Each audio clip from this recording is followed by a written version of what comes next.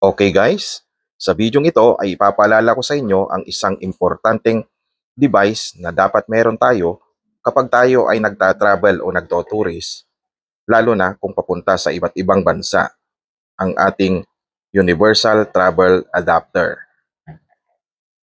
Nabili ko ito sa online ng 260 pesos at ang shipping naman nito ay 40 pesos.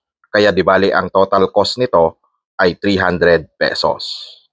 Mainam itong gamitin dahil mataas ang technical specification nito. Rated voltage 250 volts, rated current 10 amperes, maximum power 2,500 watts. Ang brand nito ay Meiji, made in the Philippines. Most of the international countries ay gamit na gamit po ito. Nakatatak sa kanyang likuran, USA, Japan, Australia, Thailand, UK, Spain, Asia, US, and Europe ay compatible po ito.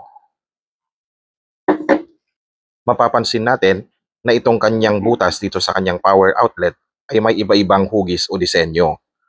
Almost pasok po lahat dito ng mga power plug natin. Ganon din sa kanyang likod, makikita natin meron tayong bilog. Yan, bukain natin. Yan yung pinaka-bilog nito. Pangalawa, itong pinaka-common, meron tayong flat, no? At na itatago siya dito sa loob. Meron siyang lock dito, open and lock. Pag pinindot natin yung open, lalabas itong kanyang prong. Yan, lumabas yung prong niya. Ito naman yung pinaka-common, no? Yung flat natin. Pwede rin itong i-invert, no? Yan. Pwedeng slanting siya pataas at pwede rin siyang pihitin, no, na pababa. Depende sa power outlet nito. Yan. At pag ipapasok natin siya, itutulak lang natin, then ilalak natin ito. Ipindutin ninyo yung lock para maiwan siya sa loob. Ganon din, meron tayong rectangular type. Pindutin din natin itong lock niya para mag-open. And then yan. Mostly, ito naman ay Europe o kaya Middle East ang gumagamit nito. Balik natin siya. Then, pindutin yung lock. Okay, subukan naman natin siyang i-power on. Susubukan natin lahat i-plug, no? Itong kanyang prong. Kasi pwede natin siyang i-plug dahil universal outlet din ang aking gagamitin.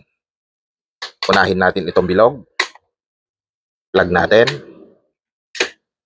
Yan, naka-plug na siya.